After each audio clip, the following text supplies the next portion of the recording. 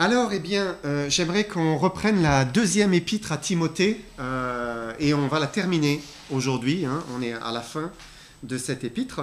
Donc, pour le contexte, c'est l'apôtre Paul qui conclut sa lettre et il va parler de plein de chrétiens différents.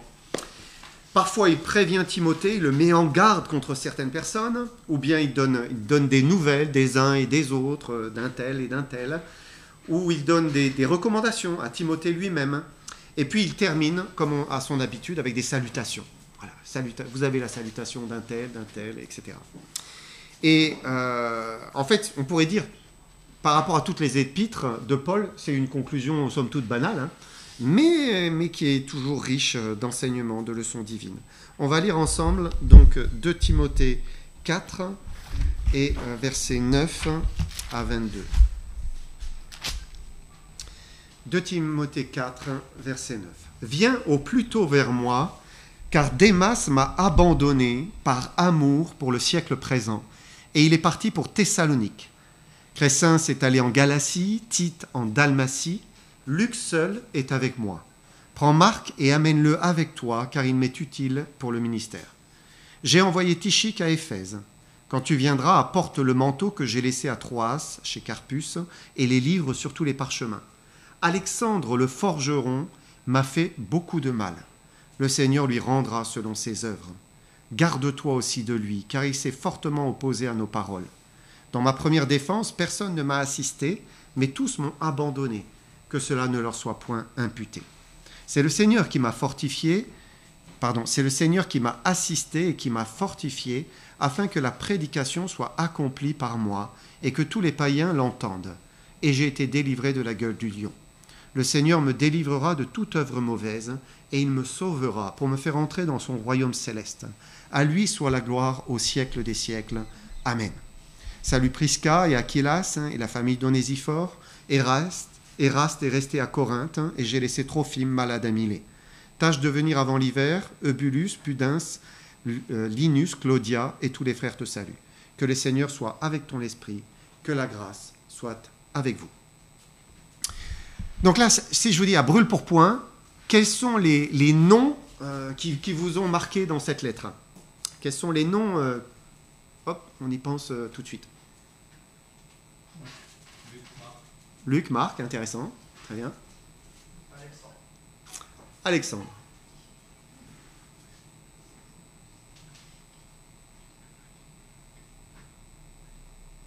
En fait, je me disais, quand on lit la lettre, bien sûr, Marc, Luc, il y a plein de noms qui sont intéressants, mais très souvent, ce que l'on retient, c'est là où ça ne va pas, en fait. Et donc, voilà. J'en ai cité Alexandre, mais on va penser à Démas, on va penser à Alexandre. En fait, souvent, on retient les noms de ceux qui ont mal agi en premier. C'est, ça sort du texte. C'est comme dans l'église de Jésus-Christ. 80% se comportent très bien, mais il suffit qu'il y en ait quelques-uns qui se comportent mal, mais c'est eux que l'on va retenir. Ah oui, là, ceux qui chutent, ceux qui vivent mal, ceux qui se comportent mal. Malheureusement, c'est toujours comme cela. C'est comme dans la vie personnelle. Vous avez quelqu'un qui se comporte bien toute sa vie, et puis à un moment, il a le malheur de faire une chute, parfois une chute grave, et on va se souvenir de ça, en fait. Ça va marquer, au fer rouge. Ah oui, le chrétien qui a trompé sa femme. Oui, je vois. Je me souviens. Et c'est comme cela. Même s'il y a repentance, même si le pardon existe, même si la restauration en Jésus-Christ existe,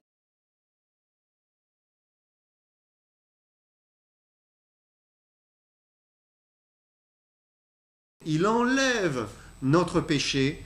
Il prend la décision même de ne plus s'en souvenir. Il ne va pas rappeler les fautes qui ont été confessées, qui ont été pardonnées. C'est fini. C'est terminé. Nos péchés sont sous la mer, dit Dieu. Alors qu'on puisse lui ressembler, qu'on puisse être comme cela.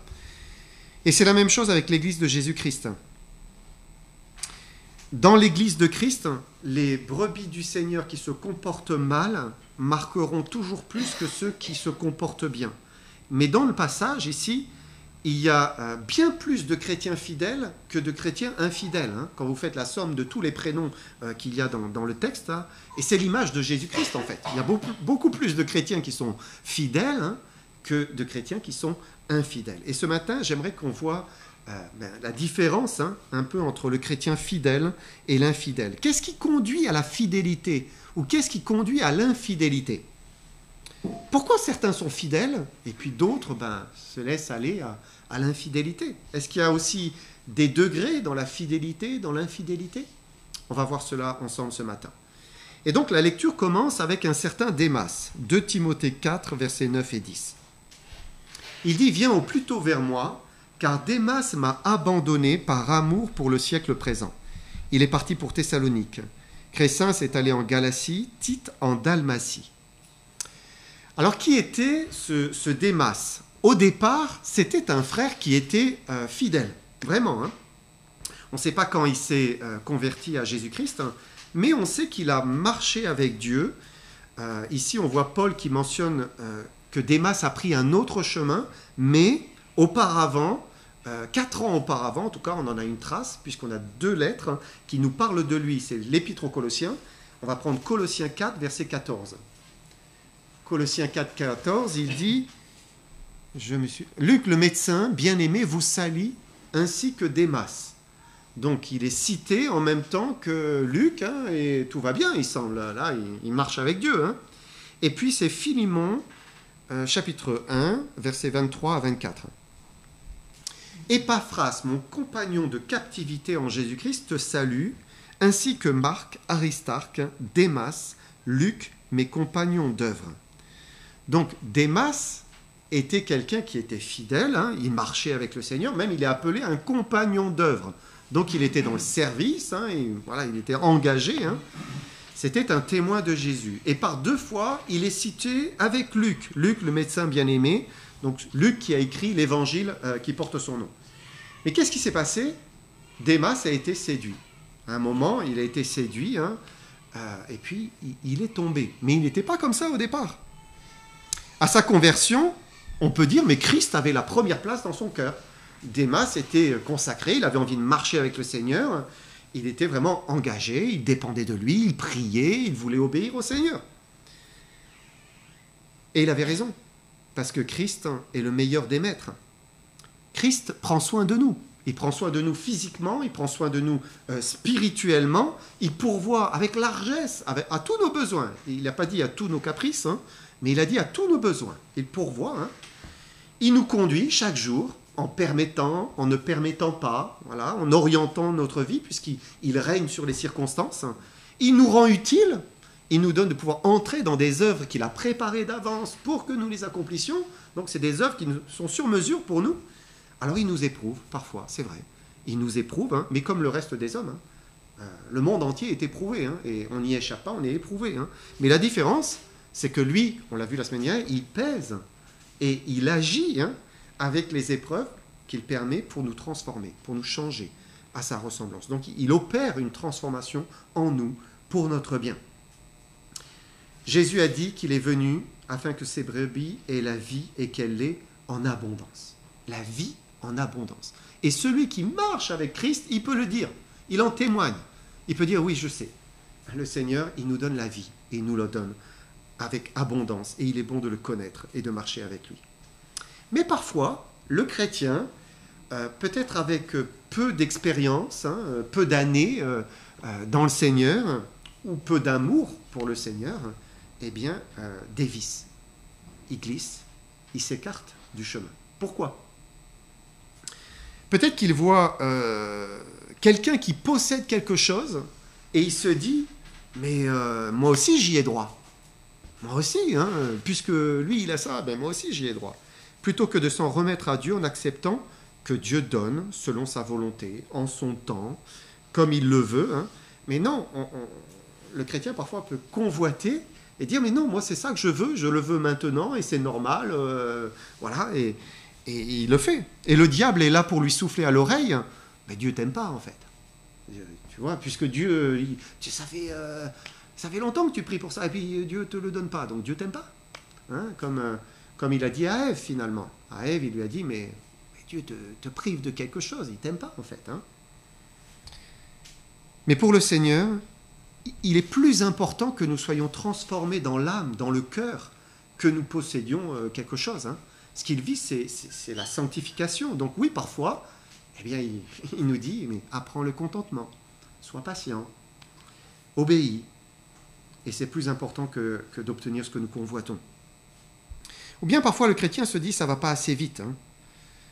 Parfois, c'est quelque chose de légitime. Hein. Mais voilà, il faut aller vite, il faut qu'on l'ait tout de suite. Et Dieu dit, patience, foi, espérance. Et nous, on dit, mais non, ça ne va pas assez vite. Et on ne veut pas marcher avec Dieu à la vitesse du Saint-Esprit, dans le chemin qu'il nous trace. Alors, eh bien, on sort du chemin et on prend notre propre chemin.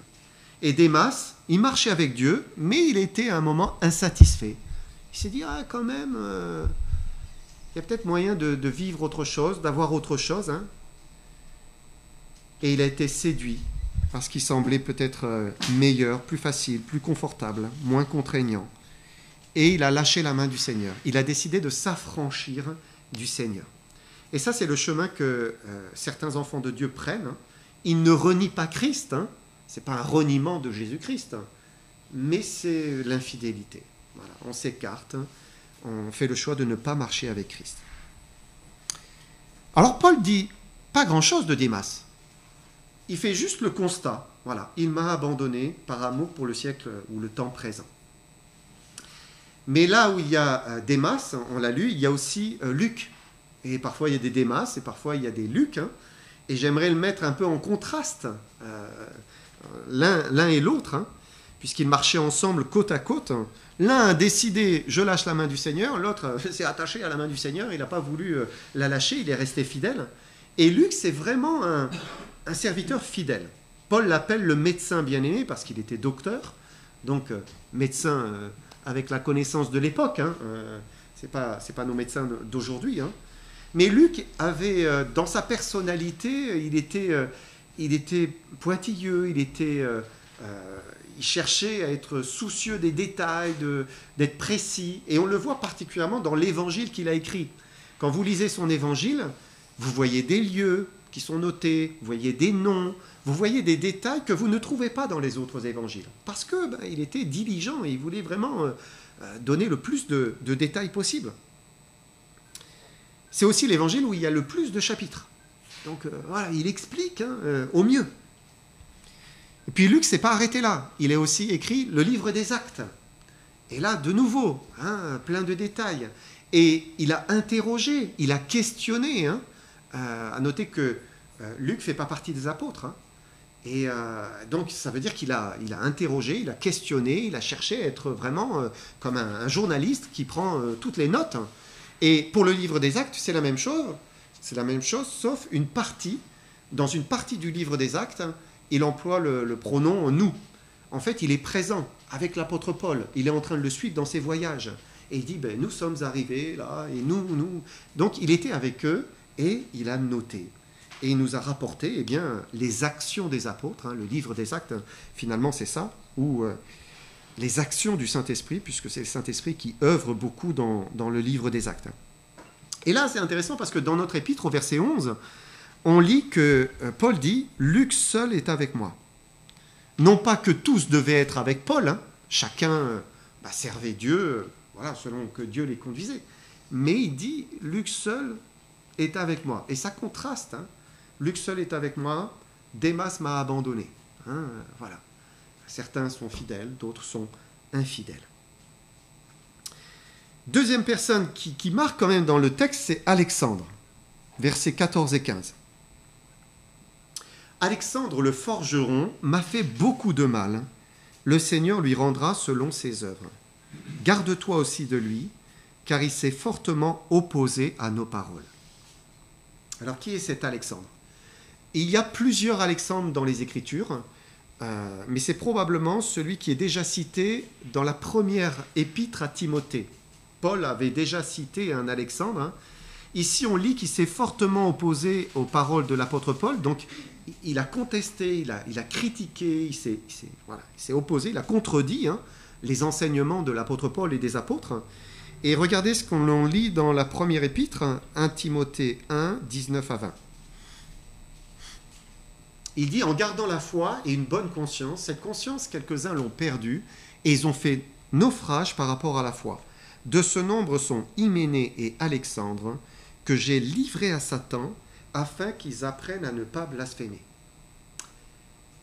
Alors, Hyménée et Alexandre ont blasphémé, c'est le terme blasphéméo, et ça signifie blasphémer, parler outrageusement, insulter, calomnier, injurier, railler. Et donc ça semble être vraiment le même Alexandre que l'on retrouve dans la deuxième épître à Timothée. Et on est en droit de se demander, mais est-ce que cet Alexandre était vraiment sauvé? C'est vrai, quand vous lisez ça, vous vous posez la question. Et c'est normal de douter quand celui qui se dit chrétien commence à faire des choses qui sont indignes d'un chrétien. Il s'est opposé à l'apôtre Paul, il a insulté, il a calomnié, peut-être dit des mauvaises paroles vis-à-vis du Seigneur lui-même. Et nous croyons que le salut, c'est définitif. Quand vous avez accepté Jésus-Christ, c'est définitif. La parole de Dieu le dit. Soit on a le Fils et on a la vie, soit nous n'avons pas le Fils de Dieu et nous n'avons pas la vie. Et c'est l'un ou l'autre. C'est un petit peu comme un interrupteur. Vous savez, il n'y a pas de milieu. Soit c'est on, vous avez la lumière, soit c'est éteint, et vous n'avez pas la lumière. Non, c'est soit l'un, soit l'autre. Et bien c'est la même chose avec le salut. Soit vous l'avez, et ça y est, soit vous ne l'avez pas. Donc, soit il était sauvé, soit il n'était pas sauvé. Est-ce qu'Alexandre était sauvé? En fait, Dieu seul le sait.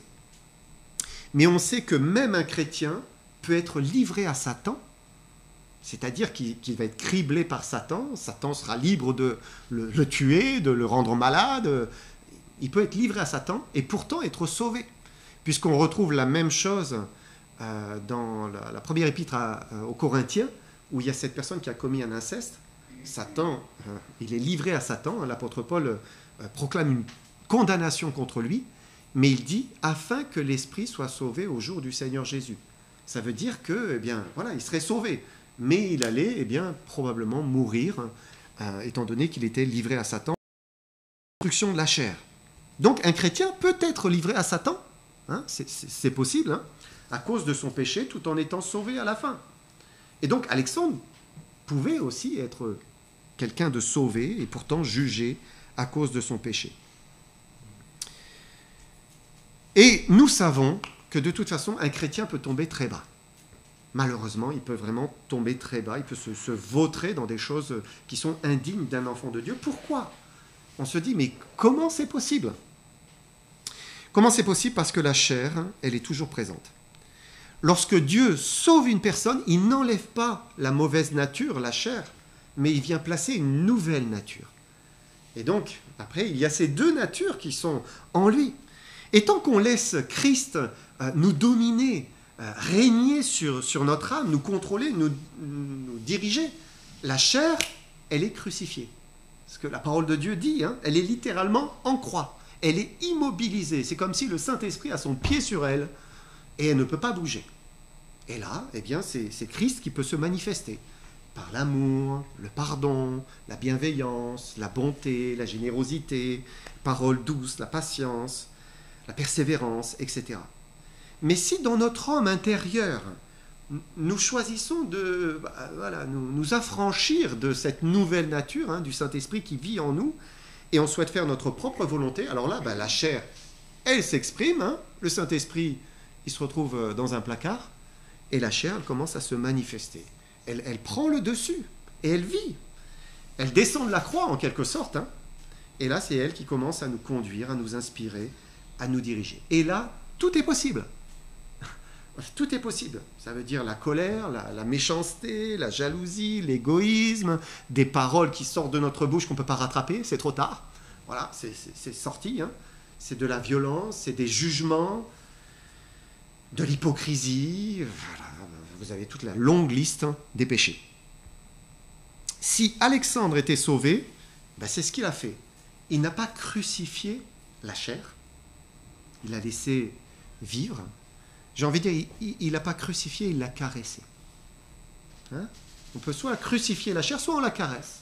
On va dans son sens, on la nourrit, on lui donne ce qu'elle aime.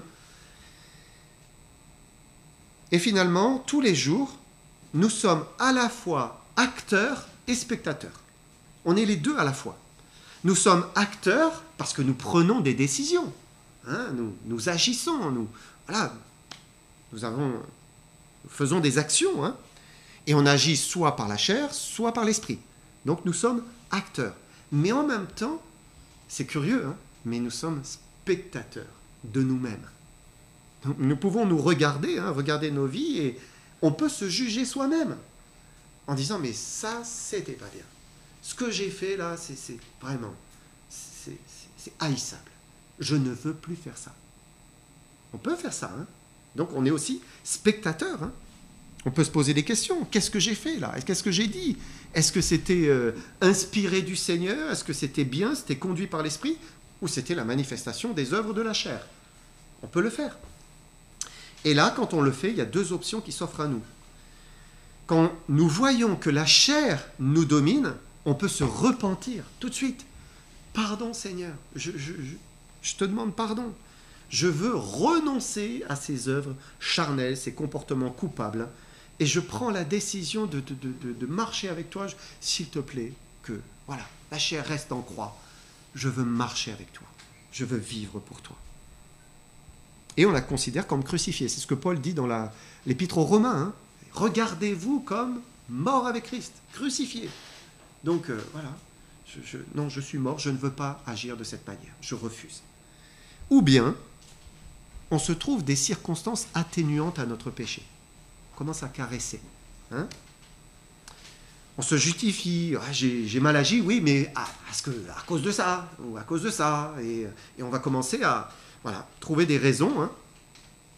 On va passer au-dessus de son péché. On va se dire, mais franchement, il y a pire. Lui, il a fait bien pire que moi. Pas de repentance, pas de changement d'attitude. Simplement, on passe par-dessus, et vous savez, tout va mieux après une nuit de sommeil. C'est incroyable, Parfois, on a le cœur bien lourd, on dort une bonne nuit, il est un peu plus léger le lendemain matin. 2 nuits, ça va encore mieux. 1 semaine, c'est oublié. Tout va bien. Et on caresse la chair. On accepte ce qu'elle est. C'est peut-être ce qu'Alexandre a fait, en fait. Il a accepté toute cette colère vis-à-vis des apôtres, toutes les critiques qu'il a fait sur leurs paroles. Est-ce que nous caressons notre chair ou nous la crucifions? C'est une bonne question. Ou bien, et c'est une possibilité, Alexandre n'était pas sauvé. Voilà, c'est clair qu'il n'était pas sauvé, c'était un faux converti. Et Dieu seul sait. Mais alors qu'il y avait un Alexandre qui s'opposait aux paroles des apôtres, et donc à la parole de Dieu, il y avait aussi, et c'est le pendant, des chrétiens fidèles. Et j'aimerais prendre des chrétiens qui contrastent avec cet Alexandre. C'est deux personnes, c'est Prisca et Aquilas, verset 19. Il dit « Salut Prisca et Aquilas et la famille d'Onésiphore ». Donc Prisca, c'est Priscille. Priscille, peut-être ça vous dit quelque chose, c'est dans le livre des Actes. C'est la première fois qu'ils sont nommés dans la Bible, dans le livre des Actes. Donc c'était des Juifs, enfin il est dit que lui était juif, on présume elle aussi, et ils avaient dû quitter Rome parce que l'empereur Claude avait chassé les Juifs de Rome. Et ils s'étaient installés dans la ville de Corinthe. Et là, l'apôtre Paul est arrivé à Corinthe, et ils avaient le même métier, parce que l'apôtre Paul a travaillé un petit peu, à un moment, pour pourvoir à ses besoins, il fabriquait des tentes. Et Aquilas et Priscille aussi. Donc, voilà, ils se sont unis, et puis ils ont travaillé ensemble pour fabriquer des tentes. Mais ce que l'on retient de Prisca et Aquilas, c'est leur cœur pour le Seigneur, leur fidélité à la vérité de la parole de Dieu. Et on le sait parce qu'on a ce passage des Actes, c'est Acte 18, on va lire versets 24 à 26. Acte 18, 24 à 26. Un juif nommé Apollos, originaire d'Alexandrie, homme éloquent et versé dans les Écritures, vint à Éphèse. Il était instruit dans la voie du Seigneur et fervent d'esprit. Il annonçait et enseignaient avec exactitude ce qui concerne Jésus, bien qu'ils ne connaissent que le baptême de Jean. Ils se mirent à parler librement dans la synagogue. Aquilas et Priscille, l'ayant entendu, le prirent avec eux et lui exposèrent plus exactement la voie de Dieu. Donc Apollos était un disciple de Jésus, voilà, il était fidèle, instruit dans la connaissance de Dieu, mais il n'avait pas encore tout bien saisi, notamment qu'il fallait être baptisé soi-même au nom du Seigneur Jésus-Christ. Et donc certaines choses n'étaient pas justes, pas exactes, et Aquilas et Priscille, avec douceur, avec sagesse, on parlait avec lui en lui disant, tu sais, le Seigneur, il a enseigné ça, et puis ils l'ont aidé à marcher plus exactement dans la voie de Dieu. Dans un autre passage, on voit qu'ils avaient un rassemblement des chrétiens, une église, une assemblée dans leur maison. Donc ça veut dire qu'ils ont ouvert leurs portes en disant aux chrétiens, mais venez chez nous, vous êtes les bienvenus, on va avoir un moment ensemble. Et certains sont infidèles, blasphémateurs, comme Alexandre, tandis que d'autres veulent être fidèles, marcher vraiment selon la parole de Dieu. Qu'est-ce qui fait la différence? Pourquoi certains sont fidèles, tandis que d'autres sont infidèles? Au premier abord, c'est presque inexplicable. C'est une affaire de cœur. Donc, qu'est-ce qui détermine? Comment c'est possible? Néanmoins, j'ai noté quelques indices qui peuvent expliquer pourquoi l'un est fidèle tandis que l'autre ne l'est pas. Des indices. D'abord, l'importance de Dieu dans notre vie. Est-ce que Dieu est vraiment important dans notre vie? Quelle est la place de Dieu dans notre vie? Est-ce qu'il est central, primordial? Est-ce que nous sommes infiniment reconnaissants pour le pardon et le salut qu'il nous donne en Jésus-Christ? Oui, nous sommes reconnaissants, mais on n'en prend pas toute la mesure en fait. Je trouvais intéressant ce que Jésus a dit à un certain Simon, un juif. Vous vous souvenez, c'est quand Jésus a eu cette femme qui est venue et qui a pleuré sur ses pieds, qui les a essuyés avec ses cheveux. Nous lisons en Luc 7, verset 47. C'est pourquoi je te le dis, ses nombreux péchés ont été pardonnés, car elle a beaucoup aimé. Mais celui à qui on pardonne peu, aime peu. Et parfois, peut-être qu'on ne réalise pas le pardon que Dieu nous a accordé. Celui à qui on pardonne peu, aime peu. Je ne pense pas que c'est... bien sûr, on pourrait dire certains ont beaucoup plus péché que d'autres. Mais nous avons tous péché. Nous sommes tous coupables devant lui. Mais c'est prendre la mesure du péché devant Dieu. Et ici, ce Simon-là se sentait juste finalement par rapport à cette femme qui était en train de pleurer aux pieds de Jésus. Et donc, l'amour pour le Seigneur entre ces deux personnes n'était pas le même.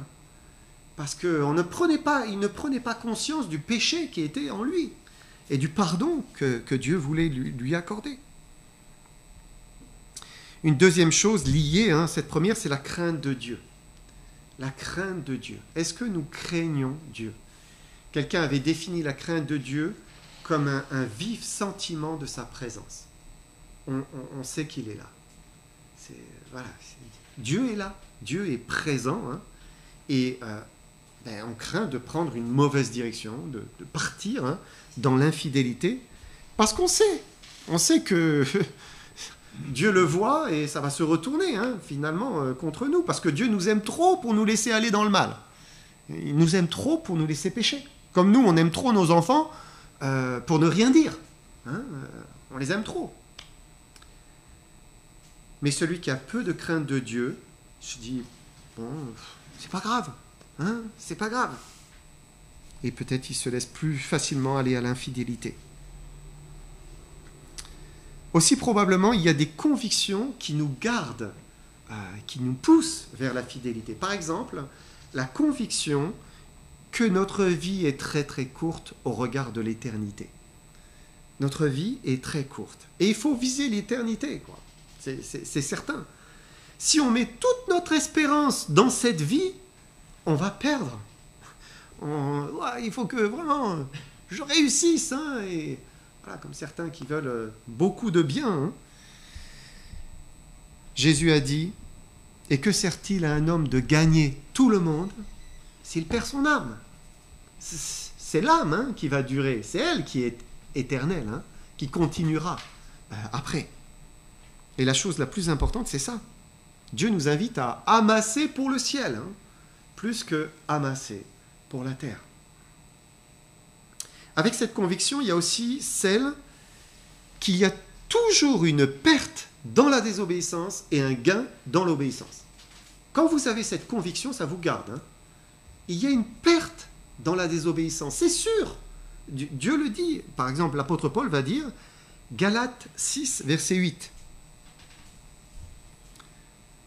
Galates 6, 8, celui qui sème pour sa chair, moissonnera de la chair la corruption. Celui qui sème pour l'esprit, moissonnera de l'esprit la vie éternelle. On revient un peu sur ce que je vous disais tout à l'heure. Hein. Soit on nourrit la chair et on récolte la corruption. On devient pire. On commence à ne plus voir nos péchés. On passe au-dessus de certaines choses en disant oh, c'est pas grave. Parce qu'on commence à se corrompre en fait. Hein. Soit on sème pour l'esprit, et là, eh bien, on moissonne la vie éternelle, la sainteté, une transformation, la ressemblance à Jésus. Et donc, la désobéissance engendre une perte. L'obéissance engendre un gain. Il y a une transformation. Ensuite, une dernière conviction, qu'il y a une rémunération. Il y a une récompense. Il y a une récompense à nos œuvres, à nos choix, à nos décisions. Hébreux 11, versets 24 à 26. Hébreux 11, verset 24, c'est par la foi que Moïse, devenu grand, refusa d'être appelé fils de la fille de Pharaon. Il préféra être maltraité avec le peuple de Dieu que d'avoir pour un temps la jouissance du péché. Il regarda l'opprobre de Christ comme une richesse plus grande que les trésors de l'Égypte, car il avait les yeux fixés sur la rémunération, ou vers la rémunération. Est-ce qu'on a les yeux fixés vers la rémunération, vers la finalité hein? Ça nous aide. Hein? Vous savez, parfois on se dit, personne ne voit ce que je fais, personne ne voit ma fidélité, parce que je suis tout seul chez moi, par exemple, je porte hein, des personnes dans la prière, hein? Personne ne voit mon cœur qui marche fidèlement avec le Seigneur, mais Dieu le voit. Lui, il le voit, et Dieu récompense. Il rémunère le cœur qui le choisit, plutôt que de choisir la jouissance du péché. Et donc, ces connaissances, ces convictions, ces certitudes hein, qui nous viennent des Écritures finalement, hein, nous aident à persévérer, à vouloir être fidèles, à désirer. Tandis que la négligence de la parole, et donc l'ignorance, hein, il n'y a pas de stimulation non plus, le désintéressement, et puis l'amour du péché, nous conduisent vers l'infidélité.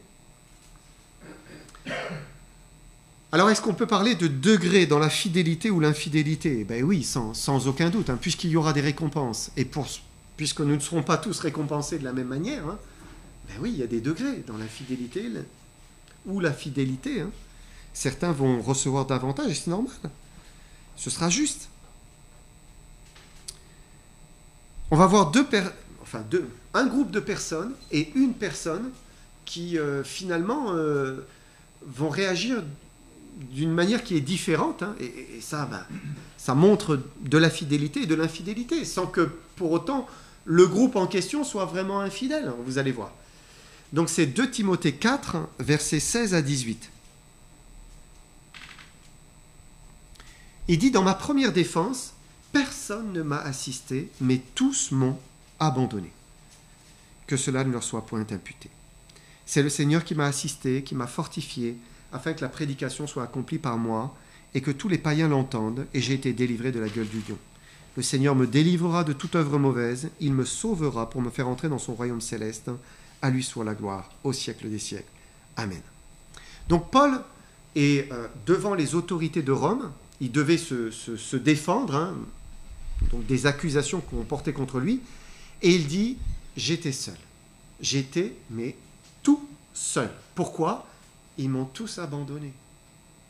Ça veut dire que les chrétiens, d'une manière générale, tous les chrétiens l'ont abandonné. Personne n'était à ses côtés pour le soutenir, pour l'encourager.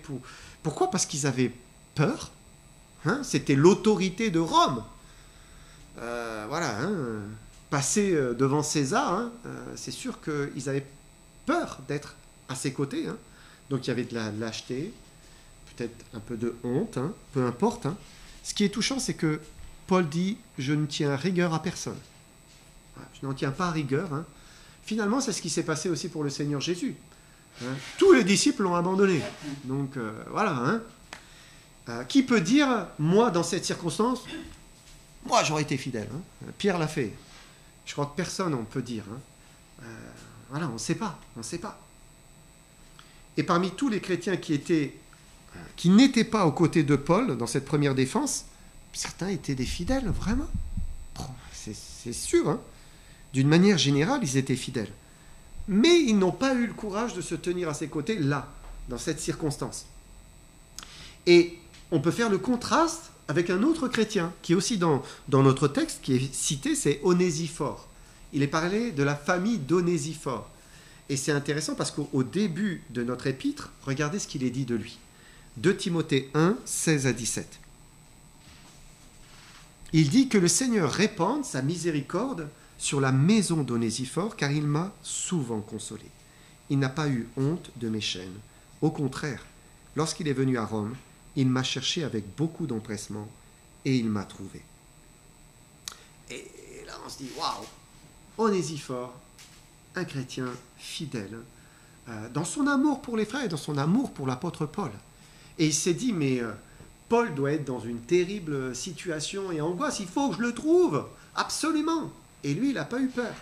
Il n'a pas eu honte, hein. Pas eu peur qu'on l'emprisonne à son tour, il n'a pas craint pour sa vie. Il s'est dit, mais il faut encourager l'apôtre Paul.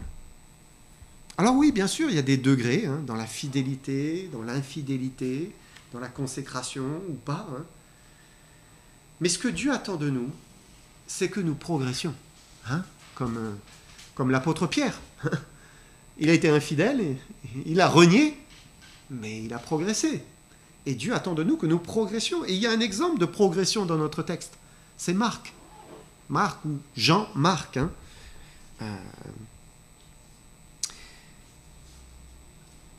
Il est dit au verset 11, « Prends Marc et amène-le avec toi, car il m'est utile pour le ministère. » Et c'est intéressant parce que Marc, ce jeune homme, c'était quelqu'un que Paul n'a pas voulu prendre avec lui, si vous vous souvenez. Pourquoi? Parce qu'il avait été infidèle. À un moment, il était parti, et Paul a dit à Barnabas, mais non, il n'est pas fidèle. Et Barnabas et lui ont eu un différend. Pourquoi? Parce que Paul dit non, il a montré qu'il était infidèle, on ne va pas le prendre. Et Barnabas dit, mais on lui laisse sa chance. Peut-être que maintenant, il sera fidèle. Et finalement, le texte là nous montre que c'est Barnabas qui a eu raison. Parce que Marc s'est repenti. Et Marc, après, a été fidèle.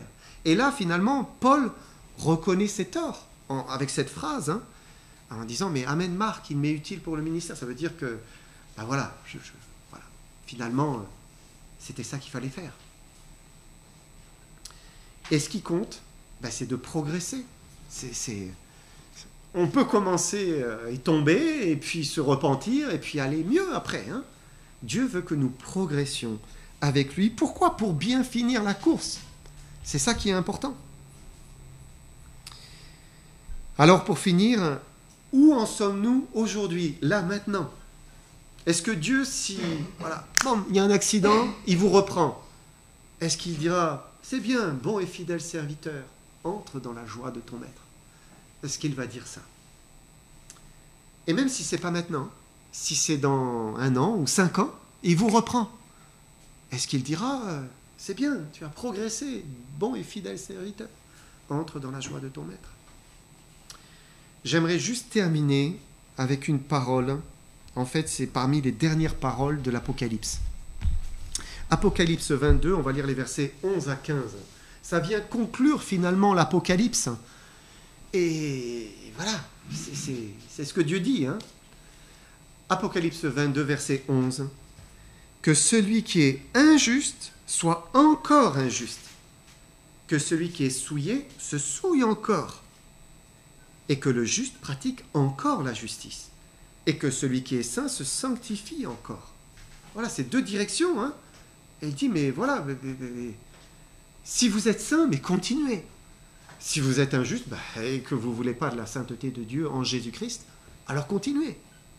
Verset 12, « Voici, je viens bientôt, et ma rétribution est avec moi, pour rendre à chacun selon son œuvre.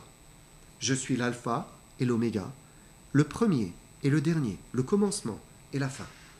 Heureux ceux qui lavent leurs robes, afin d'avoir droit à l'arbre de vie, et d'entrer par les portes dans la ville.